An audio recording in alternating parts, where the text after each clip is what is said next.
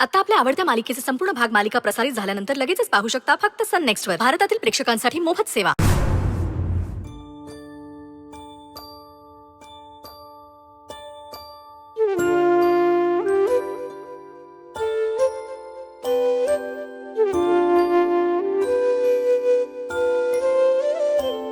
दादा, माय super hero, कसा आहेस? मी जेव्हा जेव्हा तुला प्रश्न विचारायचे तेव्हा तुझं उत्तर नेहमी ठरलेलं असायचं. तू कशी आहेस? खरं सांगू का, मी कशी आहे, माझ्या आजूबाजूला आता नक्की काय घडतंय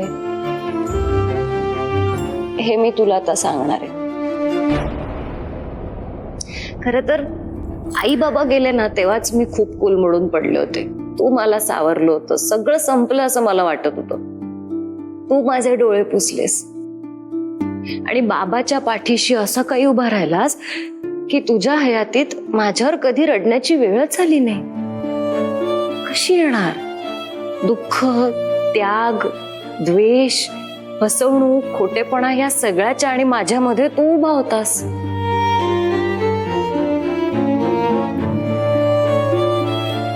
दादा, तू असताना ना माझ्या आजूबाजूचा गोतावळा मला कधीच परका नाही वाटत. सगळी माणसं आपल्यावर खूप प्रेम करतायत, आपल्याला आपलेपणा दाखवतायत असंच वाटायचं. चांगलं काय परक काय यातला फरकच कधी कळला नाही मला. पण चांगल्या माणसांच्या जगात वाईट माणसंही असतात हे मला तू गेल्यावर कळलं. तू गेल्यानंतर खूप दुःख भोगलंय रे मी. अजूनही माझ्या आयुष्यातल्या संकटांच्या मालिका संपतच नाहीये. गुलाबासारखं सुंदर वाटणारं जग काटेरी पण असू शकतं हे मला तू गेल्यावर कळायला लागलं. दादा, ही रोजची कटकारस्थानं, डावपेच, फसवणूक हे सगळं करून खूप थकले मी. मी काय म्हणते, ज्या लोकांना मी नकोशी वाटते, रोज थोडं थोडं करून मला मारण्यापेक्षा एकदाच मला काय ते विष देऊन त्यांचा आत्मा का शांत करत नाहीत?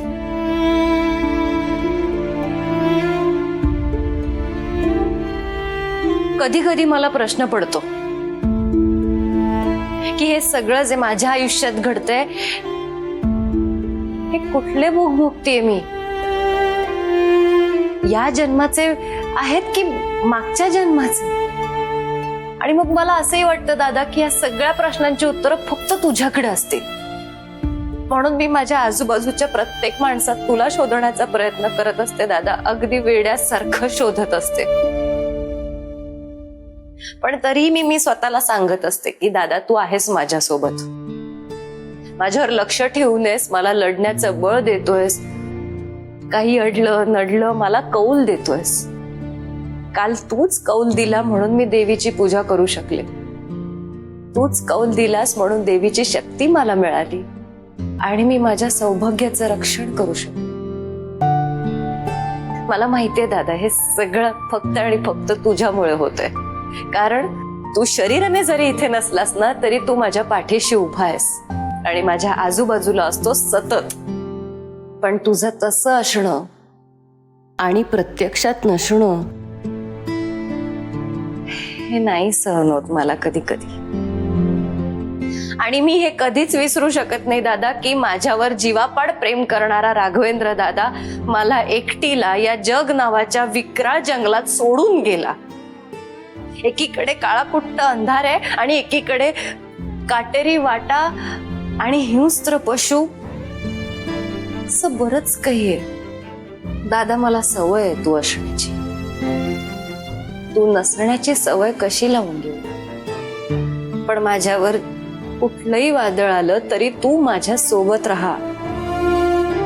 या पुढच्या माझ्या सगळ्या प्रवासात मला तुझ्या आधाराची आणि तुझ्या आशीर्वादाची नितांत गरज आहे. काय?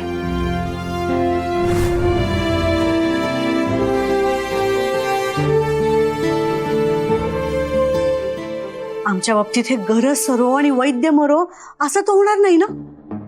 नाही म्हणजे या रावसाहेबांचं काही सांगता येत नाही ना. आता त्यांना गरज आहे म्हणून ते आमच्याशी गोड गोड बोलतायत की असा विचार करू. आता त्यांचं काम आहे म्हणून ते आम्हाला महत्व देत आहेत. पण पुढे काय? नाही नाही, या मोठ्या माणसांचं काही सांगता येत नाही.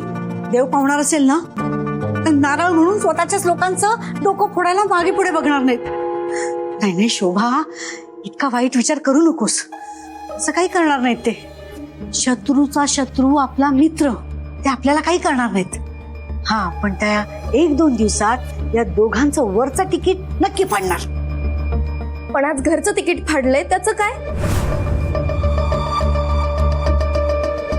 ते दोघं सुखरूप परत आलेत म्हणून आनंदात आहेत आणि तू इथे एकटीच बडबड करत बसलीस मम्मा. अगं ते सुखरूप आलेत म्हणून जेवढा मला धक्का बसलाय ना त्याच्यापेक्षा जास्त टेन्शन आलंय मला. यशला संपवून आपण मैत्रीला उद्ध्वस्त करणार आहोत. हे प्लॅन आपला आहे हे यश आणि मैत्रीला कळलं तर ते आपलं काय करतील याचा विचार केलाय का?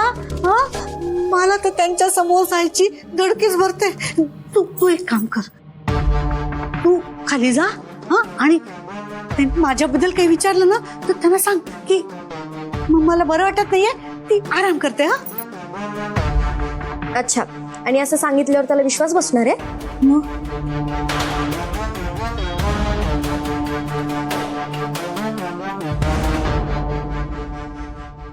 आता तरी विश्वास बसेल. मम्मा, यशला गणवणं इतकं इझी आहे? अगं मग आता काय करायचं? मामा तर बोलला होता तो मांत्रिक खूप पॉवरफुल आहे, सहज कुणालाही मारू शकतो आणि मागे साधा पुरावाही सोडणार नाही. मम्मा, खरं सांगू का, मला ना तो मांत्रिक काहीच कामाचा वाटत नाही. इतके दिवस झालं त्या दोघांना साधं खर्चटलंही नाहीये ग. हो ना, दादाला कुठच्या बाजारात ते मांत्रिकनाचं ध्यान मिळालं ना कोणाच ठाऊक. मम्मा, मला काय वाटतं माहितीये ना, आपल्याच नशिबात राजयोग नाही. जे काही लखलखीत नशीब घेऊन जन्माला आलेत ना ते आहे तो यश, ती मैत्री आणि त्यांची ती मुलगी. अगदी माझ्या मनातलं बोललीस बघ. तिचं लक इतकं चांगलंय की तिला वाचवायला देवी येते. पण कितीही प्लॅन केले तरीही ती वाचते ग मम्मा. बिचारे रावसाहेब, मला ना त्यांचं फार वाईट वाटतं. इतके ते प्लॅन करतात पण ती मैत्री आणि तिची ती देवी सगळे प्लॅन उलटून लावते. ए बाई, अगं नको ना, त्या देवीबद्दल काही बोलू नकोस. आपण जे आता बोलतोय ना ते सुद्धा ती ऐकत असेल. मम्मा, पण रावसाहेब शांत नाही बसणार. आतापर्यंत त्यांचा दुसरा प्लॅन तयारी झालाच.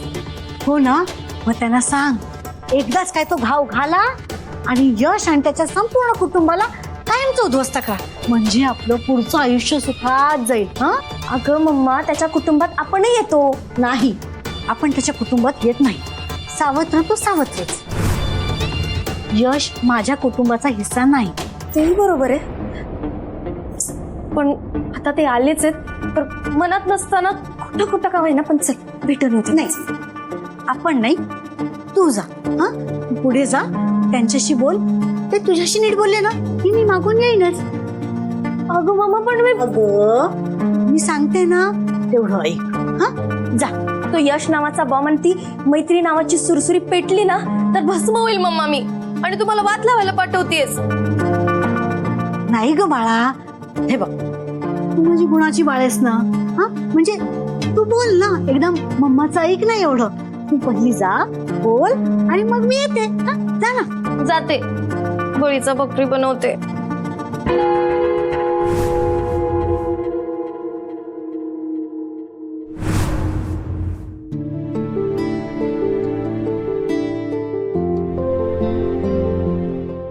मम्मा,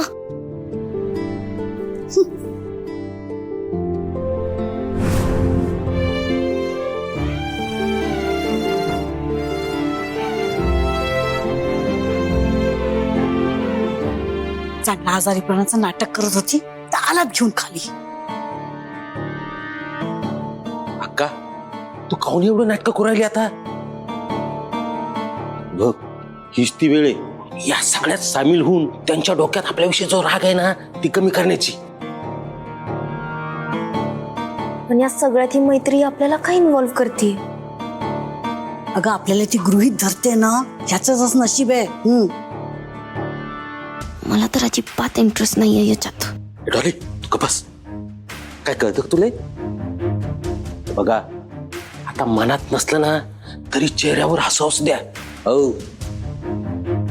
आणि हा तुमच्या तो डोळ्यातला नेहमीचा हरामखोरपणा आहे ना, तो कमी करा आणि जरा भक्तिभाव दिसू द्या.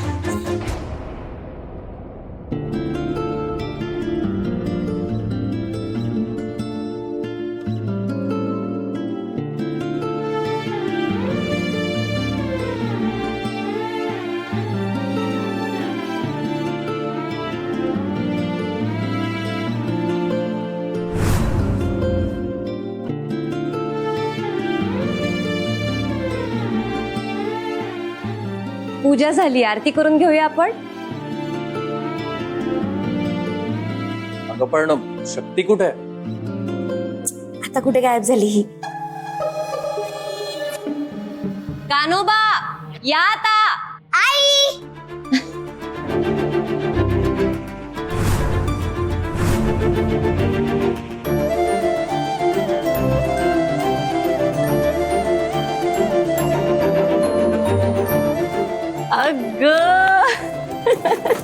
ग माझं वा.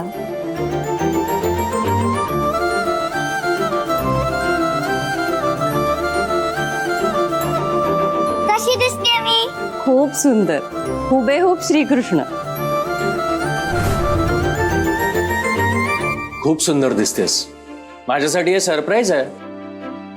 आईचं सगळ्यांसाठी सरप्राईज आहे आणि कमला आजी आणि रूपा मावशीने मला तयार केलंय. वा, खूप छान तयार केलं. अशीच थांबा, मी फोटो काढतो.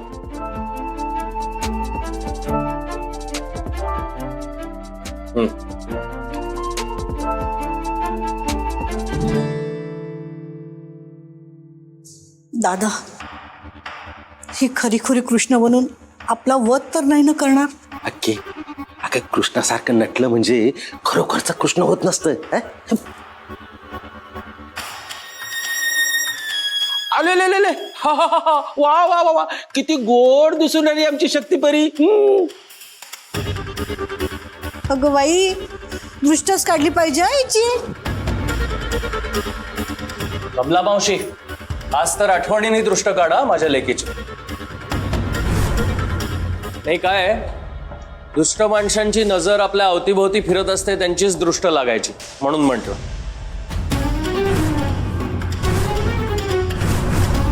आरती करूया आपण.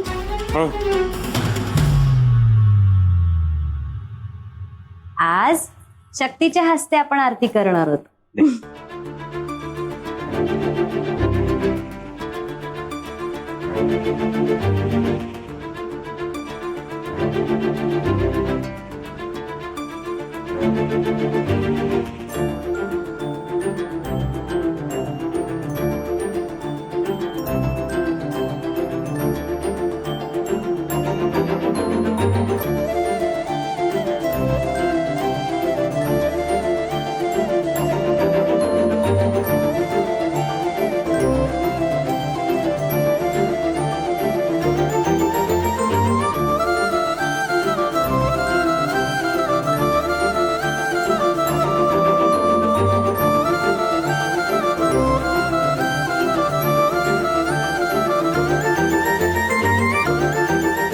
आई मला कृष्ण जन्माची गोष्ट सांग ना.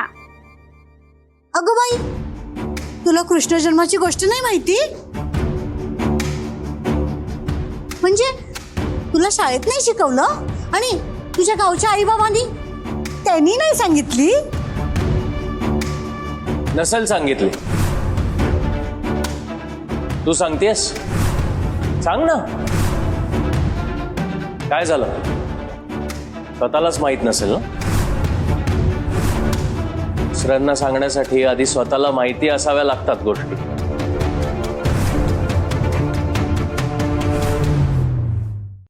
ऐक, द्वापार युगात उग्रसेन नावाचा राजा होता. त्याला 2 अपत्य होती. एक मुलगा कंस आणि मुलगी देवकी. देवकी स्वभावाने खूप निर्मळ होती आणि कंस राजा वृत्तीने कपटी होता. इतका कपटी की त्याने आपल्या रक्ताच्या नात्यांना सुद्धा त्रास देणं थांबवलं नाही. वडिलांना सत्तेसाठी कारागृहात टाकलं. दरम्यान बहिणीचं म्हणजे देवकीचं लग्न वासुदेवाशी लावलं. लग्नानंतर पाठवणीच्या दरम्यान मोठी आकाशवाणी झाली. कंसा, देवकीला होणारा 8वा पुत्र मोठा होऊन तुझा सर्वनाश करेल. हे ऐकून कंस घाबरला. स्वतःचा जीव वाचवण्यासाठी त्याने देवकीला मारायचं ठरवलं. मग काय, वासुदेवाने आपल्या पत्नीचा जीव वाचवण्यासाठी कंसाकडे याचना केली आणि वचन दिले, आम्हाला होणारं प्रत्येक मूल कंसाकडे सुपूर्त केलं जाईल. वासुदेवाच्या या वचनाने कंसाचा राग शांत झाला आणि त्याने वासुदेवाला आणि देवकीला कारागृहात बंदिवान केले. मग पुढे काय झालं? देवकीच्या पोटी जन्माला येणारं प्रत्येक मूल कंसाने मारून टाकलं. पण देवकीचा 8वा पुत्र कृष्ण हा मध्यरात्री जन्माला आला आणि त्याच दिवशी कंसाचा वाईट काळ सुरू झाला. कृष्ण लीला पण किती अगाध आहे बघा ना. म्हणजे ज्या दिवशी कृष्णाचा जन्म झाला त्या दिवशी तुरुंगातले सगळे शिपाई बेशुद्ध झाले होते आणि कारागृहातली सगळी दारं उघडली गेली होती. वासुदेवाने कृष्णाला टोपलीत टाकले आणि टोपली डोक्यावर घेऊन गोकुळात गेला. खूप पाऊस, यमुनेला पूर या सगळ्या संकटांवर मात करत वासुदेव यशोदा आणि नंद महाराजांच्या घरी गेला.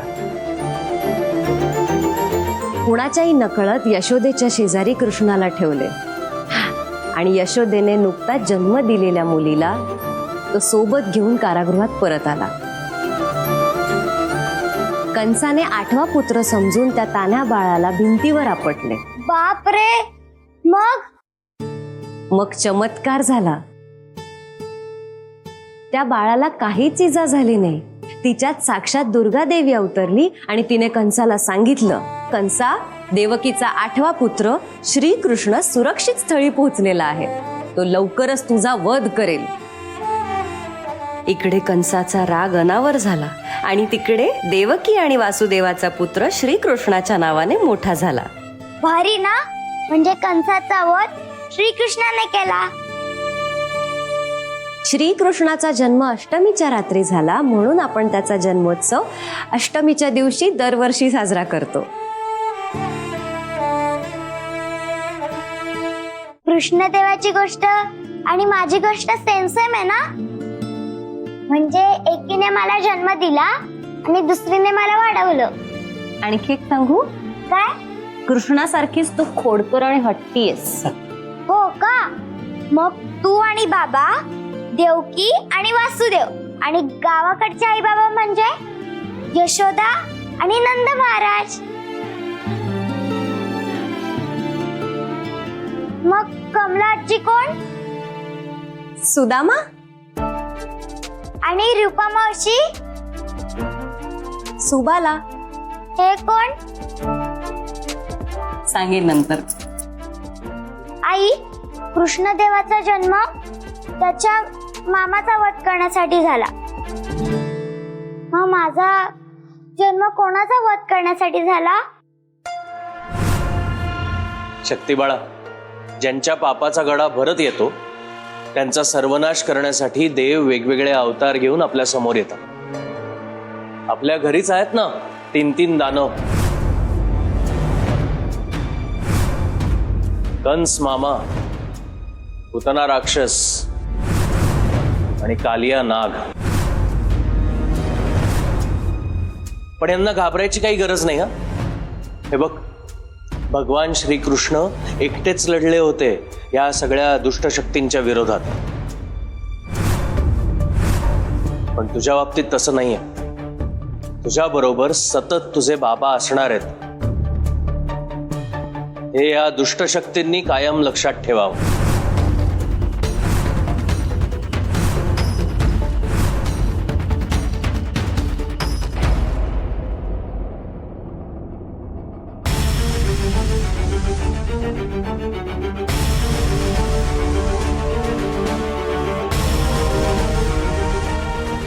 दुष्ट शक्तींनो, जर तुम्ही दुष्टपणा केलात तर माझ्या सुदर्शन चक्राने तुमची मान कापेन.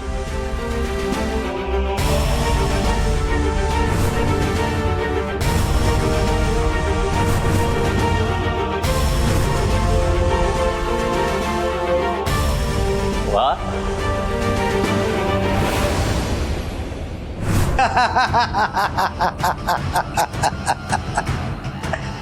बाबा, तुमच्या चेहऱ्यावरची हास्य मुद्रा बघून ऍज अ कार्यकर्ता म्हणून आज या ठिकाणी मला असं वाटतंय तुमच्याकडे काहीतरी भन्नाट न्यूज असणार आहे. हा, कृष्णाचा जन्म झाला.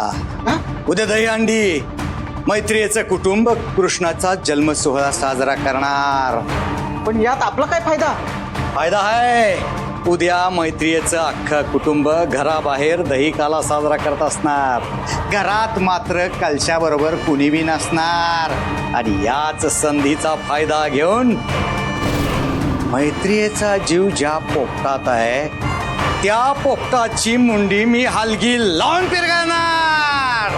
क्या बात आहे, एकदम कडकड कडकड कडकड कडकड कडकड कडकड कडकड कडकड. वा. उद्या हंडी सोबत मैत्रियेचं नशीब सुद्धा फुटणार.